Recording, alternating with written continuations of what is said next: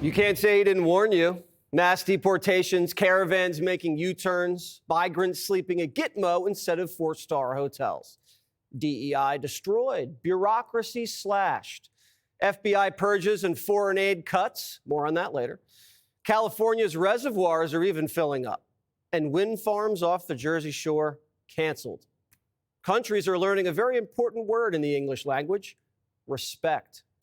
Colombia did a 180 after tariff threats and started taking back their bad hombres. And after flipping Biden the bird, Venezuela is taking their migrants back too. All it took was a trip by Rick Grinnell, who flew home with 6 American hostages. What'd we give up? Nothing. Up next, Panama.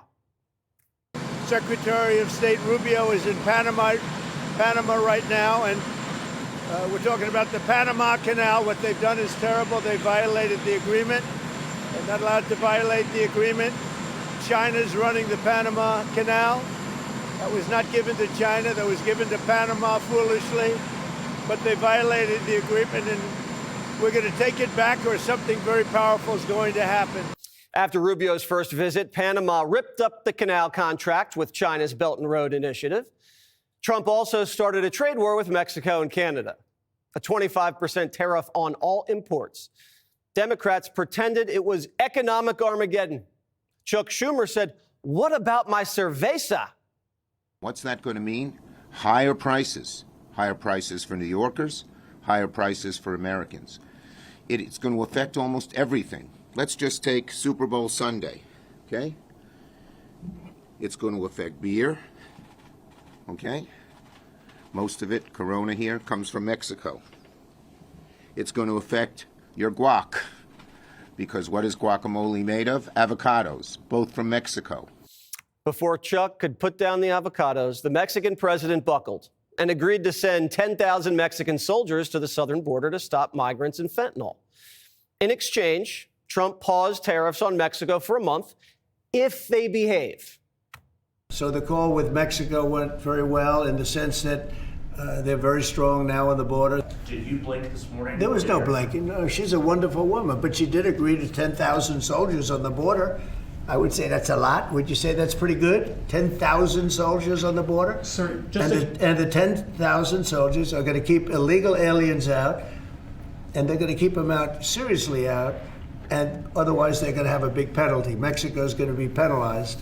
Yeah, Trump got Mexicans help to secure the border and slow down mass migration and drug overdoses. But for a few hours there, it looked like we might have had to pay 10 cents more for guac.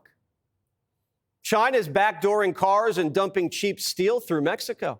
And the cartels are funneling fentanyl and illegals into the United States. If countries are going to wage economic and drug warfare on us, why have we been waving the white flag? Secretary of Defense Pete Hegseth went down to the southern border today and said this: border security is national security. Guys and gals of my generation have spent decades in foreign countries guarding other people's borders. It's about time we secure our own border. Mission accomplished means 100% operational control of the border. Right now, that means a surge of manpower. To the cartels, all options are on the table. Trump's DEA chief is vowing to build a multinational army of good to fight evil. So Mexico's not off the hook just yet. And neither is Canada. They were next. Canada's been very abusive of the United States for many years. They don't allow our banks. Did you know that? Canada does not allow banks to go in. If you think about it, that's pretty amazing. If we have a U.S. bank, they don't allow them to go in. Canada's been very tough on oil, on energy. They don't allow our farm products in, essentially. They don't allow a lot of things in, and we allow everything to come in. It's been a one-way street. We subsidize Canada by the tune of about $200 billion a year. And for what? What do we get out of it? We don't get anything out of it. American banks in Canada are barely allowed to lend money, and they can't even accept deposits less than 6 figures. Canada dumps cheap lumber into the U.S., and it erects major duties on American dairy farmers. Plus, they're delinquent on NORAD and NATO, so it's time to pay up. Canada tried to hold out and just ended up begging for mercy. Americans have to understand how hurt and frankly how furious Canadians are. Our sovereignty is being challenged, and so yeah, regular Canadians across the country are coming up with ways to stand for Canada, to fight for Canada, to defend Canada, but mostly to say to our American neighbors, guys, just cut it out, just stop it. This is a terrible idea. Well, our first mistake was begging for mercy on CNN, not Fox. Everybody knows Trump doesn't watch that channel. We're even seeing trade war propaganda on Canadian SNL. What the hell are you doing? What? That's Heinz ketchup. So? It's American. Buy French's. It's Canadian. We're in a trade war, you traitor. I'm sorry, I didn't know. Mrs. Butterworth? You were going to buy American maple syrup? Oh. Okay, that costs way more. So does freedom. Canada needs us more than we need them. Over 75% of Canadian exports come here. They can't win a trade war with us. They know it, Trump knows it, and there's only one way out. Look, what I'd like to see, Canada become our 51st state. We give them protection, military protection. We don't need them to build our cars. I'd rather see Detroit or South Carolina or any one of our Tennessee, any one of our states build the cars. They could do it very easily. We don't need them for the cars. We don't need them for lumber. We don't need them for anything. We don't need them for energy. We have more energy than they do. We don't need them for energy. So I say, why are we doing this? Why are we willing to lose between $100 billion and $200 billion a year? We don't need them. But before I even got on the set for The Five, Governor Trudeau crawled to the table. Quote, I just had a good call with President Trump. Canada is implementing our $1.3 billion border plan, reinforcing the border with new choppers, technology, and personnel, enhanced coordination with our American partners, and increased resources to stop the flow of fentanyl. Nearly 10,000 frontline personnel are and will be working on protecting the border. Canada caved. And in exchange, Trump paused tariffs for 30 days. There was no inflation. There was no recession. The market closed pretty much flat. But we'd been told tariffs don't work and that Trump's trade wars are reckless. Well, so far, every country that's been threatened bent the knee, and we haven't conceded a thing. And if tariffs are eventually enacted, American consumers have a choice. We don't have to pay for Corona. We can buy Bud, just not Bud Light. Tariffs encourage Americans to buy American. And it encourages multinationals, if they don't want to get hit with a tariff, to have their products made in America. That boosts American jobs and wages. Europe's next. We have massive deficits with the European Union, massive, like $350 billion, if you can believe it. They don't take our farm product. They don't take our cars. They don't take almost anything, but we take their cars. We have millions of cars coming in, BMW and Mercedes-Benz and Volkswagen and just so many different cars, and we don't do anything about that. How many Chevrolets or Fords do you see in the middle of Munich? And the answer is none, because they don't take any cars. They don't take anything. So the European has abused the United States for years, and they can't do that.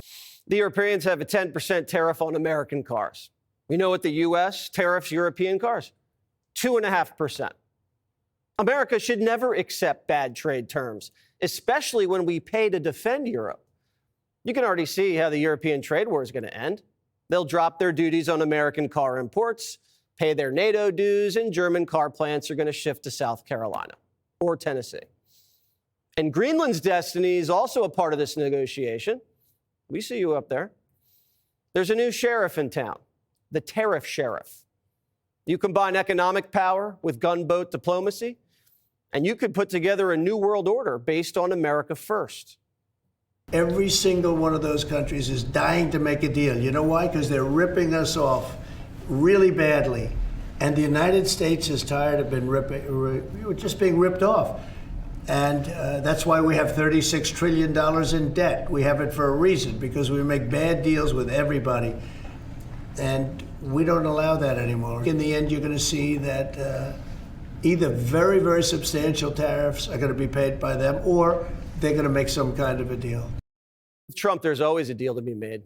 He just announced from the Oval that Ukraine will have to sign over rare earth minerals in exchange for our generous support.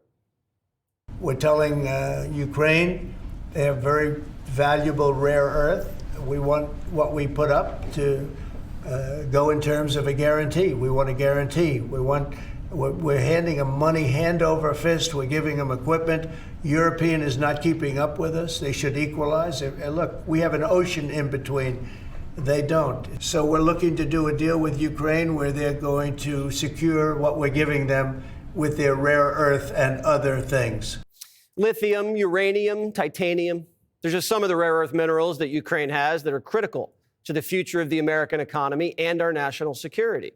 We can't let China dominate this space. A powerful economic message is being sent. And on Saturday, the world heard a powerful military one.